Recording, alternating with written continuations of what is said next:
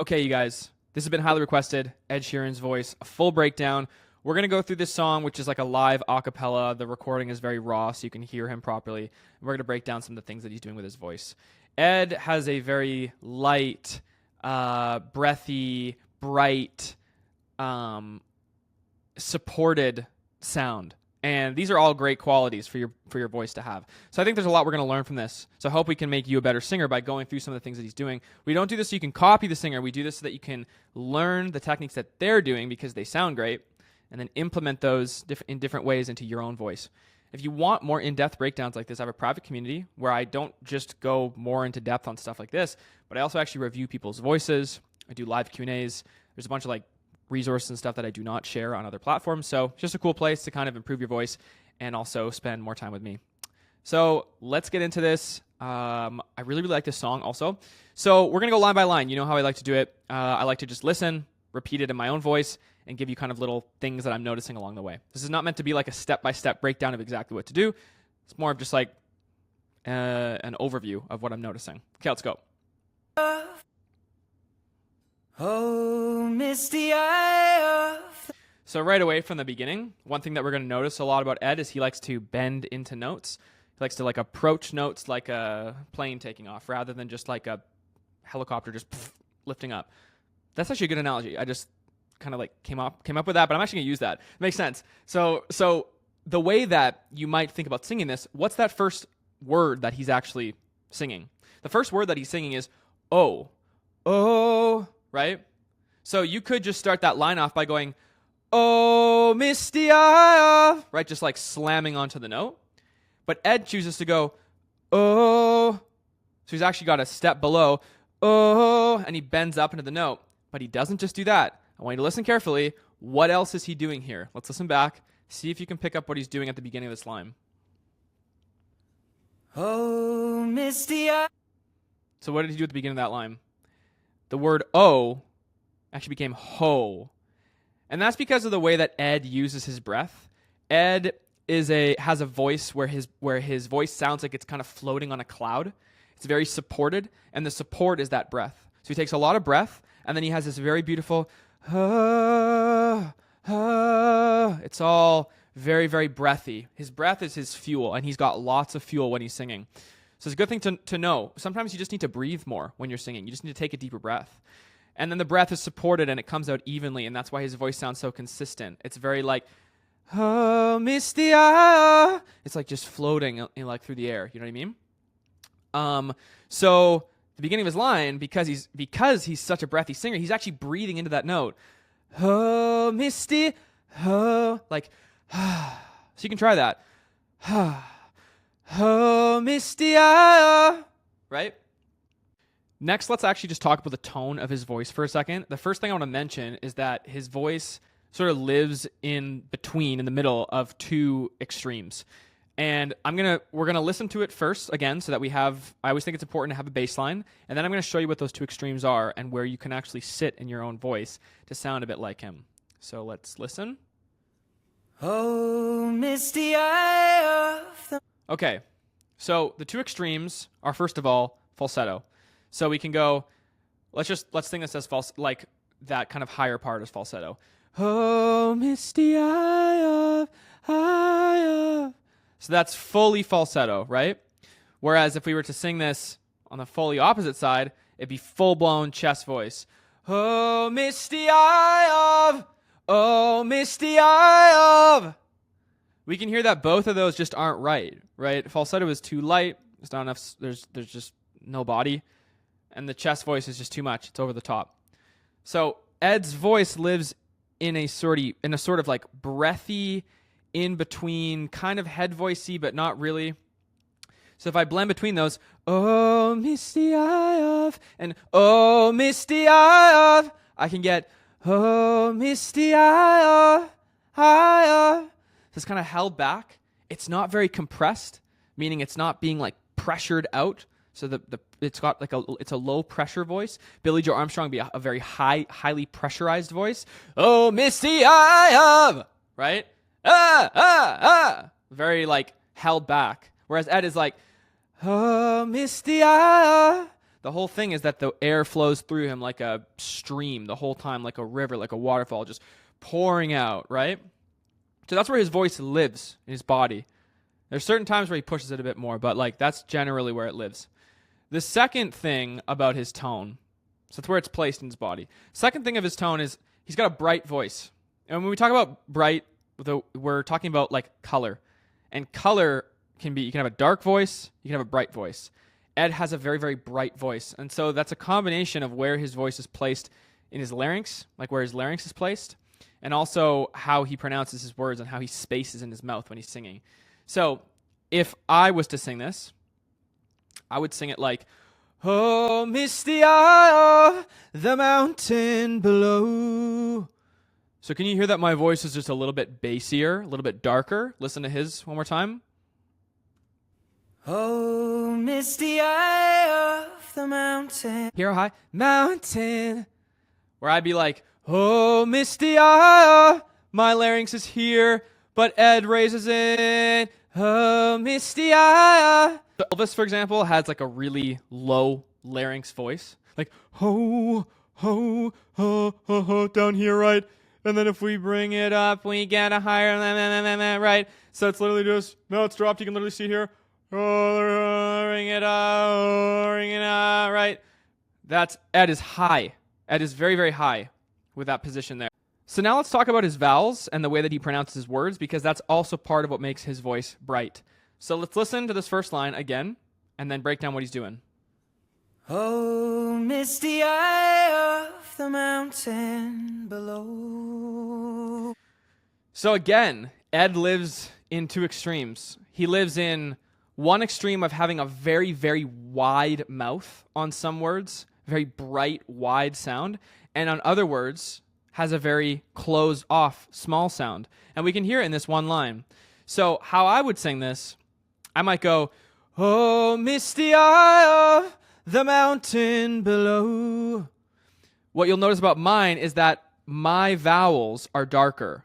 Oh, misty eye, right? I of the mountain, right? Aw, that's just my voice. I'm a bit of a darker singer. Whereas he has a very bright, wide sound. So what he's doing here is he's going, oh, misty eye, right? It becomes really open. The mountain, tin. And that becomes like the way he says mountain, almost becomes like a bright smile, right? So he opens it really wide. Misty eye. But then at the end, closes it off. Below, right? Whereas you could also sing that below.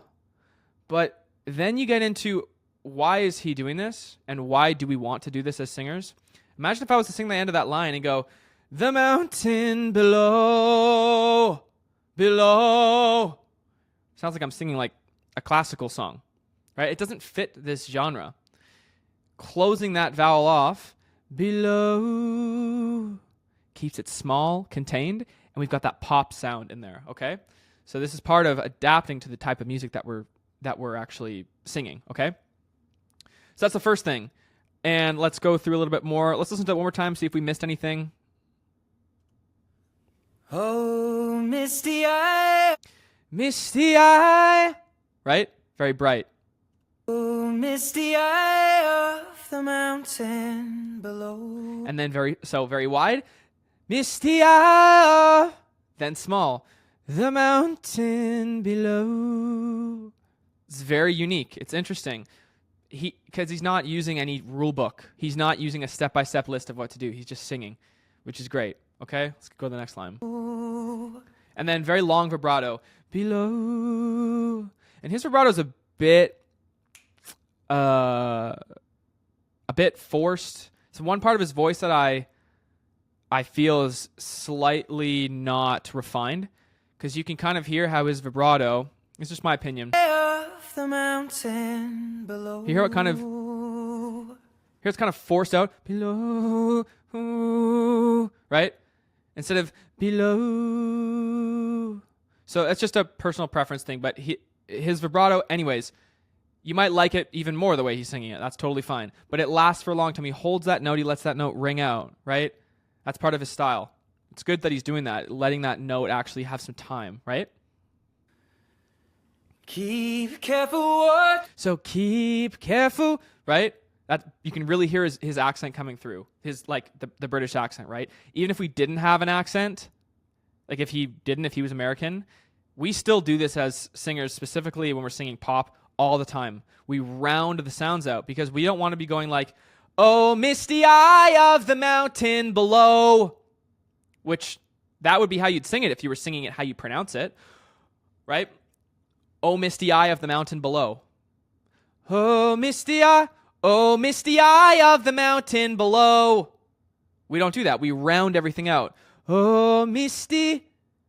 Instead of misty, we go misty. And then instead of I, becomes ah. Oh, misty eye. And then instead of becomes very light, right? Rounded, and then a light at the end. Or none. Oh, misty eye. You don't even have to do the F. The mountain below, and then below instead of below. Look at all the unnecessary movement when we do that. Oh, misty eye of the mountain below. Oh, misty eye of the mountain below. Right? Blah, blah, blah. All these things happening. That's what we're trying to reduce. So then the next line, we'll kind of just speed through it a little bit now. We're going to be specifically looking at pronunciation because that's one of the main things that he's doing, but we'll also pick up some other stuff as we go. Keep careful watch. Again, blends into the word.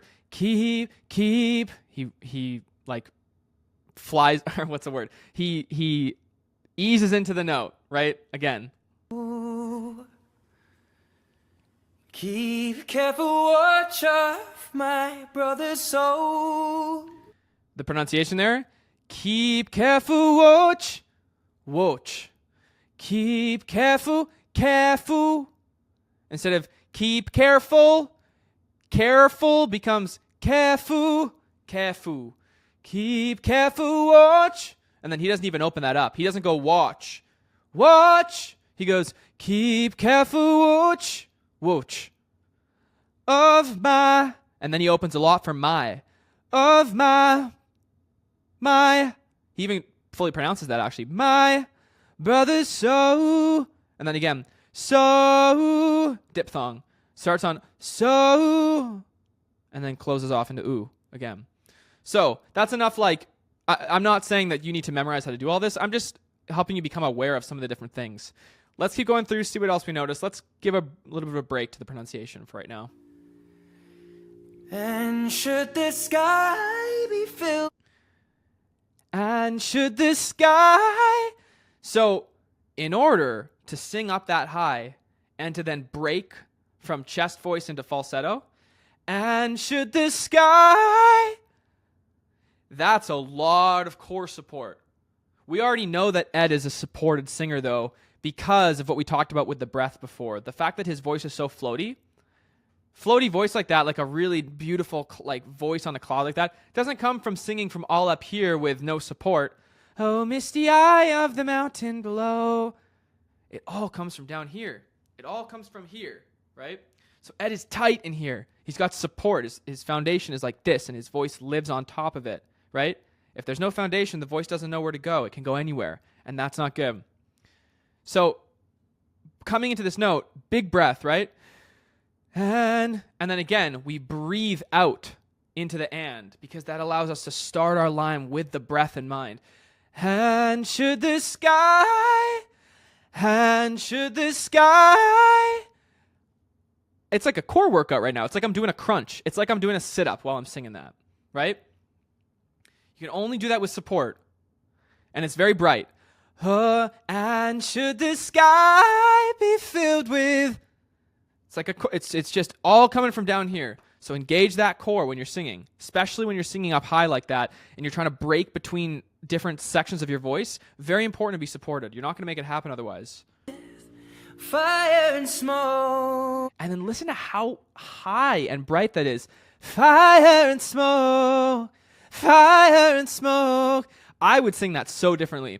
Fire and smoke. Right?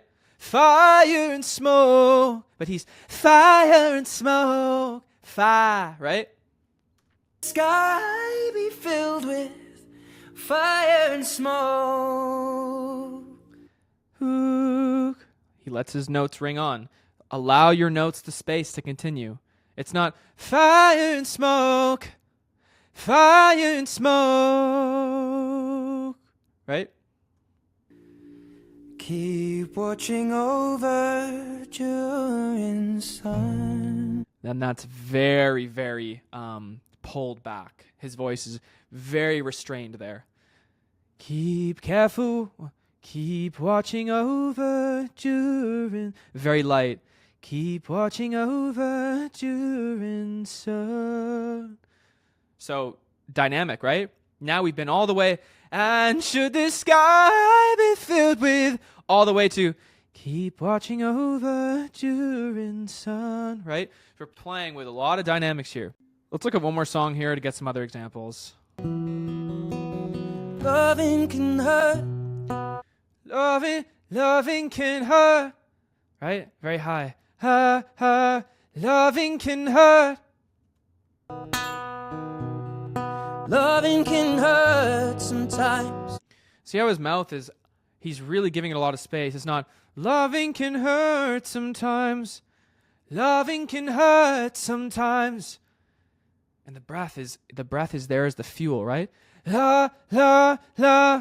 It's not like, loving can hurt sometimes. Loving can hurt sometimes. That's not fueled by the breath. The breath comes in.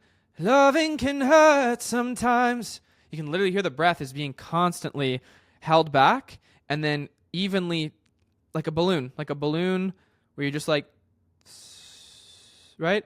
Loving can hurt sometimes. That's the real thing to notice is you can actually hear the breath living behind his voice at all times, right? But it's the literally even how he flips up into his notes, but that's like a breath. It literally emulates a breath. His voice sounds like breath with notes. And not everybody's voice sounds like that. It's unique. Anything that I know. And then very open there. That I know, but it's the only thing that I know. Right? So again, we have that wide opening and the small. But it's the only thing, small, that I know. And then, that I know. And then wide. Dichotomy again. When it gets hard. And then here you can really see. When it gets hard. That's the exact position. And the breath is pushing against that. You can hear it in the back. When it gets hard. You know it can get hard sometimes. Sometimes. It is the only thing makes us feel alive. We got a nice break there. Makes us feel alive. Very, very wide mouth here, see? That's for brightness. We keep this love in a photograph. Photograph.